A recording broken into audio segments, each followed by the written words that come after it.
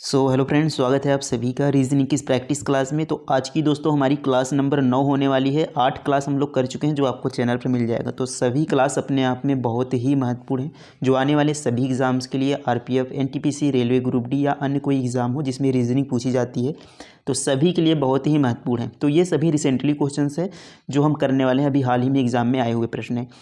तो आपको कैसे सॉल्व करना है कि सबसे पहले वीडियो को रोककर खुद से क्वेश्चन को सॉल्व करने की कोशिश करना है, उसके बाद वीडियो को देखना है। तो चलिए फर्स्ट क्वेश्चन देखते हैं। एनालॉजी का क्वेश्चन है, यानी समानता का। तो जैसे पहला दूसरे से संबंधित है उसी तरीके से बताना है कि इसका संबंध इस प्रश्नवाचक स्थान पर कौन सी संख्या यहाँ पर रखी जाएगी। तो नंबर्स अगर आप देखें तो 234, 171, 2535, यानी नंबर्स बहुत बड़े हैं। तो एक चीज़ ध्यान देंगे दोस्तों, जब नंबर्स आपको बहुत बड़े मिलें तो आपको क्या करना है कि सबसे पहले इनके अंकों को जोड़ना है। जैसे 234 है तो 2 और 3 और 4 सभी को अलग अलग जोड़ना है। तो यहाँ पर देखेंगे 4 3 7 2 9 बन रहा है। अब ये 171 से संबंधित है तो 171 को जोड़ेंगे 171।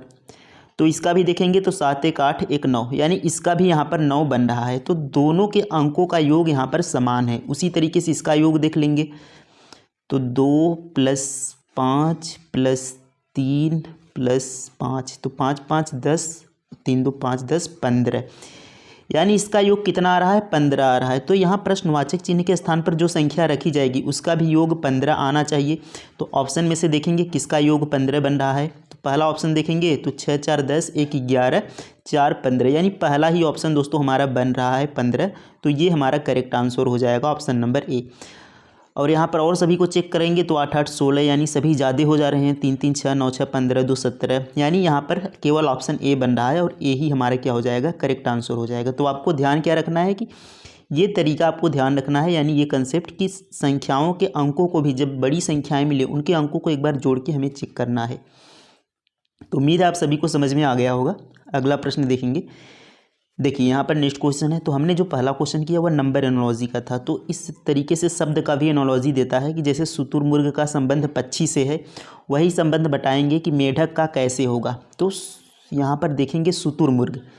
तो शुतुरमुर्ग क्या है? एक पक्षी है, यानी पक्षी वर्ग के अंतर्गत आता है। और मेढक किसके अंतर्गत आता है? सरीसृप, कृंतक, स्तनधारी। क्या मेढक उभयचर के अंतर्गत आता है? तो डी यहाँ पर राइट आंसर हो जाएगा, क्योंकि मेढक जल में भी रहता है और थल पर भी, यानी जमीन पर भी रहता है। तो यहाँ पर ये ऑप्शन नंबर डी हो जाएगा आपका कि मेढक यहाँ पर क्या है? उभयचर के अंतर्गत आता है। नेक्स्ट क्वेश्चन देखेंगे। देखिए यहाँ पर अगला प्रश्न है कि यदि जी बराबर 49 दिया गया है और बी यू को 400, यहाँ पर 4441 लिखा है, तो डी एम को कैसे लिखा जाएगा वही बताना है। तो सबसे पहले जी को कितना लिखा गया है दोस्तों? जी को 49 लिखा गया है। तो हम देखेंगे जी का प्लेस वैल्यू, यानी जी जो अल्फ़ाबेट ABCD में 7वें स्थान पर आता है तो इसका प्लेस वैल्यू लिखेंगे। अब 49 को कैसे लिखा गया है? तो 7 का अगर हम स्क्वायर कर देते हैं, जी का जो प्लेस वैल्यू है उसका स्क्वायर कर देंगे तो यहाँ पर 49 बन रहा है, यानी जी के प्लेस वैल्यू यानी उसके स्थान का स्क्वायर किया गया है। तो उसी तरीके से इनके स्थान का भी स्क्वायर करके चेक करेंगे। तो बी दोस्तों आता है हमारा दूसरे नंबर पर, और जो यू है ये यू हमारा आता है 21 नंबर पर। तो 2 का स्क्वायर करेंगे सबसे पहले बी के लिए और 21 का स्क्वायर करेंगे यू के लिए। तो यहाँ पर देखेंगे 2 दूना 4 हो जाएगा और 21 का होता है 441 स्क्वायर संख्या, तो 441। तो यानी देखिए यहाँ पर इनके प्लेस वैल्यू को ही रख दिया गया है। पहले 2 के प्लेस वैल्यू का स्क्वायर करके रखा गया है 4, और उस तरीके से फिर यू के प्लेस वैल्यू यानी जो 21वें स्थान पर आता है उसका स्क्वायर करके उसके स्थान पर रख दिया गया है। तो इस तरीके से 4441 यहाँ पर बन रहा है, जो कि यहाँ पर दिया गया है। तो हम क्या करेंगे, इस डी के भी स्क्वायर करेंगे। तो डी का स्क्वायर कितना होता है? प्लेस वैल्यू होता है 4, उसका स्क्वायर करेंगे। यम का प्लेस वैल्यू दोस्तों होता है 13, तो आपको 20 तक स्क्वायर संख्या याद होनी चाहिए, इसका भी स्क्वायर करेंगे। तो 4 चौके 16 हो जाएगा और 13 का होता है 169, 169। तो यहाँ पर 16 16 9, 16 16 9 हमारा आंसर आ रहा है, किस ऑप्शन में है? तो ऑप्शन सी देखेंगे, 16 16 9 हमारा करेक्ट आंसर हो जाएगा। तो इस तरीके से हमें एग्ज़ाम में क्वेश्चंस को सॉल्व करना है और ये सभी प्रश्न एग्ज़ाम में पूछे गए हुए हैं। तो उम्मीद है आप सभी को समझ में आया होगा कि प्लेस वैल्यू का स्क्वायर करके लिखा गया है। नेक्स्ट क्वेश्चन पर चले। देखिए यहाँ पर अगला प्रश्न है हमारा कि दिए गए विकल्पों संख्या का चयन कीजिए जो श्रृंखला में प्रश्न चिन्ह के स्थान पर आएगा। यानी यहाँ पर एक सीरीज दिया गया है, श्रृंखला दिया गया है, और इस प्रश्न चिन्ह के स्थान पर कौन सी संख्या आएगी ये हमें बताना है। तो क्वेश्चन देखिए बहुत ही आसान है, यानी 2-3 सेकंड का क्वेश्चन है, लेकिन यदि आपको समझ में आ जाए तुरंत तो आप यहाँ पर सॉल्व करेंगे कि इसका आंसर क्या हो सकता है। तो आप वीडियो को रोक कर सॉल्व कर सकते हैं। तो चलिए यहाँ पर हम देखेंगे। तो अगर ध्यान दें तो दोस्तों यहाँ पर लिखा है 42 और यहाँ पर लिखा है 24, यहाँ पर लिखा है 34, यहाँ पर लिखा गया है 43। तो अगर आप देखें तो पहला लेटर है 42, यानी पहला अंक जो यहाँ पर लिखा है 4 और 2। अब इसी को आगे उल्टा कर दिया गया है, 4 2 को 2 4 कर दिया गया है। फिर उसके आगे लिखा है 3 4 34। अब इसी 3 4 को 4 3 कर दिया गया है। अब प्रश्नवाचक चिन्ह के स्थान पर क्या आएगा और बाद में कितना कर दिया गया है 8 9, यानी इनके अंकों को उल्टा कर दिया गया। जैसे 4 2 है तो 2 4, 3 4 है तो 4 3, यानी 8 9 है तो क्या रहा होगा, पहले 9 8 रहा होगा, जिसको उल्टा कर कर 8 9 कर दिया गया है। तो यानी यहाँ पर 9 8 रहा होगा 98। तो ऑप्शन सी इसका करेक्ट आंसर हो जाएगा। तो इस तरीके से भी आपको ध्यान रखना है कि इनके अंकों को भी उल्टा कर सकता है एग्ज़ाम में। तो ये आप ध्यान रखेंगे, ये सभी प्रश्न एग्ज़ाम में आए हुए प्रश्न हैं। तो इस तरीके से आपको यहाँ पर तैयार रहना है कि अंकों को उल्टा करके भी लिखा जा सकता है। अगला प्रश्न देखते हैं। देखिए यहाँ पर नेक्स्ट क्वेश्चन है कि इनमें हमें बताना है कि असंगत संख्या कौन सी है। यानी 3 तो एक प्रकार से रहेंगे, एक तरीके से फॉलो करेंगे, लेकिन एक उनमें से अलग होगा, वही हमें बताना है। तो सबसे पहले हम क्या करते हैं, नंबर्स को जोड़कर चेक करते हैं सभी को। 5 1 6 4 10, इसको जोड़ेंगे तो 5 5 10 4 14 आ रहा है। यहाँ पर देखेंगे 7 1 8 8 16 आ रहा है, और यहाँ पर 4 1 5 3 8 आ रहा है। यानी सभी में क्या है, नंबर्स अलग अलग आ रहे हैं। तो ये तरीके से हम नहीं कर सकते। और यदि 3 में एक समान आते और एक अलग होता तो हम बता सकते थे कि ये यहाँ पर अलग है, लेकिन ये तरीका हमारा फॉलो नहीं कर रहा। कोई दूसरा तरीका चेक करेंगे।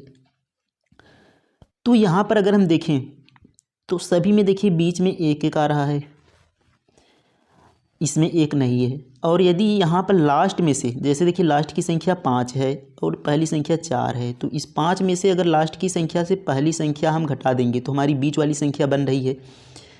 उसी तरीके से इसमें देखें तो लास्ट वाली संख्या हमारी 8 है और पहली संख्या हमारी 7 है। तो 8 में से 7 हम घटा दे रहे हैं तो 1 आ रहा है, जो कि बीच वाली संख्या बन रही है। उसी तरीके से इसमें देखें तो 4 है लास्ट की संख्या, पहली संख्या 3 है, तो लास्ट के पहली संख्या घटा देने पर 1 बन रहा है, जो कि बीच वाली हमारी संख्या है।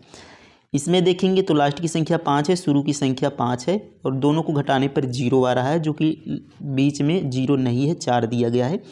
यानी ये हमारा सी वाला बिल्कुल अलग है। तो इस तरीके से भी हम एग्ज़ाम में क्वेश्चंस को दे सकता है, जो हमें सॉल्व करना होगा। इस तरीके से ध्यान रखेंगे। तो यहाँ पर सी वाला क्या है, सबसे अलग है। ये आपको इसमें बताना था कि एक असंगत है, 3 एक समान है। तो 3 इस तरीके से एक समान है और ये आपका अलग हो जाएगा सी वाला। तो उम्मीद है आप सभी को समझ में आ गया होगा। नेक्स्ट क्वेश्चन है यहाँ पर। अब देखिए ये प्रश्न भी हर एग्ज़ाम में पूछा जाता है कि ये सीरीज चल रही है एक, इसमें कुछ शब्द, कुछ लेटर्स को, यानी कुछ यहाँ पर जो लेटर्स एल पी, इनको मिलाकर 4-5 लेटर्स को एक ऐसा शब्द बनेगा जो बार बार इसमें रिपीट हो रहा होगा, वही हमें बताना है। तो आपको क्या करना है कि आपको सबसे पहले काउंट, इसको 2 तरीके से कर सकते हैं। एक तो हमें काउंट करके कि कितने लेटर्स हैं, फिर उसको यहाँ पर बांटना होगा, लेकिन आपको वैसे नहीं करना है अभी, क्योंकि 80% तक क्वेश्चंस आपके ऐसे ही सॉल्व हो जाएंगे। कैसे, देखिए एस के बाद क्या है, टी है, तो जहाँ जहाँ टी है उसके पहले यस रख देना है। यहाँ पर ही देखिए यस के बाद टी है, यानी टी के पहले यस है, तो यहाँ पर भी टी के पहले हमें यस रख देना है। अब देखिए यहाँ पर क्यों के बाद यस है, क्यों के बाद यस है, तो यहाँ पर देखिए यस है, यानी यस के पहले क्यों होना चाहिए। यहाँ पर जैसे क्यों, यस के पहले क्यों है, तो यहाँ भी यस के पहले क्यों होना चाहिए, और यहाँ भी यस के पहले क्यों होना चाहिए। अब देखिए यहाँ पर क्यों के पहले पी है, तो यहाँ पर भी क्यों के पहले पी होना चाहिए। अब देखिए पी के बाद क्यों आ रहा है, तो यहाँ पर भी पी के बाद क्यों आना चाहिए। अब देखिए टी के बाद क्या है, यल है, तो यहाँ पर भी टी के बाद यल होना चाहिए। अब देखेंगे यहाँ पर कौन सा सीरीज रिपीट हो रहा है। देखिए एल पी क्यों S T, LPQST, LPQST, LPQST, LPQST, यानी ये हमारा देखिए शब्द बना है LPQST, LPQST, LPQST, यही बार बार रिपीट हो रहा है। तो हमारा यह सीरीज यहाँ पर तैयार हो गया है। अब हमने क्या क्या यहाँ पर रखा है वो हम देख लेते हैं। क्यों हमने रखा है, L रखा है, यहाँ पर P रखा है, S रखा है, P रखा है और यहाँ पर क्यों रखा है लास्ट में। तो देखिए क्यों LPSP क्यों ये हमने भरा है। तो क्यों LPSP क्यों, क्यों LPSP क्यों ऑप्शन बी वाले में देखिए मिल रहा है और यही हमारा क्या हो जाएगा, करेक्ट आंसर हो जाएगा। तो इस तरीके से हमें प्रश्न को सॉल्व करना था। तो ज़्यादातर आपको 80 से 90% क्वेश्चन ऐसे ही सॉल्व हो जाएंगे। 10% क्वेश्चन ऐसे होते हैं कि उसमें आपको गिनना पड़ेगा कि कितने लेटर्स हैं, फिर उसको बांटना पड़ेगा, वो हम अगले क्लास में देखेंगे। तो उम्मीद है ये प्रश्न आपको समझ में आ गया होगा। नेक्स्ट क्वेश्चन देखेंगे।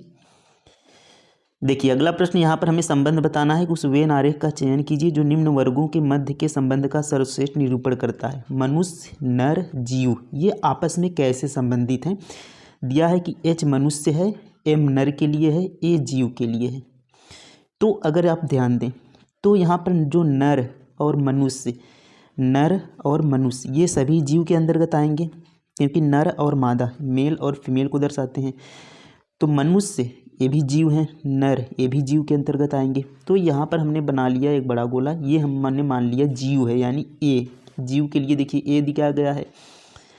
अब मनुष्य भी इसमें आएंगे और नर भी इसी में आएंगे। तो कुछ मनुष्य क्या होंगे, देखिए मनुष्य में मेल फीमेल यानी महिला पुरुष दोनों आते हैं और नर क्या है, पुरुष हैं। तो कुछ मनुष्य क्या होंगे, नर तो होंगे यानी पुरुष होंगे कुछ मनुष्य। तो यहाँ का अंदर का कुछ ही भाग मनुष्य का नर काटेगा, यानी एक तो हो गया हमारा H मनुष्य के लिए और एक हो गया हमारा M नर के लिए। तो इस तरीके से हमारा डायग्राम बनेगा कि सभी मनुष्य और नर जीव के अंतर्गत आएंगे और मनुष्य में कुछ क्या होंगे, नर होंगे। तो इस तरीके से कुछ हिस्सा यहाँ पर कट रहा है। तो ऐसा डायग्राम किस में बन रहा है तो देखेंगे। तो यहाँ पर ऑप्शन नंबर बी में ही बन रहा है कि बड़ा वाला हमारा ए है, एक यम है और एक यच है, जो दोनों आपस में एक दूसरे को थोड़ा सा काट रहे हैं। तो यही हमारा क्या हो जाएगा, करेक्ट आंसर हो जाएगा बी वाला। तो इस तरीके से आपको संबंध यहाँ पर देखना था। उम्मीद है आप सभी को समझ में आया होगा। तो इतनी क्लास थी। क्लास कैसी लगी कमेंट में ज़रूर बताएंगे और यदि आपका कोई सजेशन हो कमेंट में ज़रूर लिखेंगे, कोई क्वेश्चन ऐड करना हो। मिलते हैं नेक्स्ट क्लास में। थैंक यू, धन्यवाद, जय हिंद।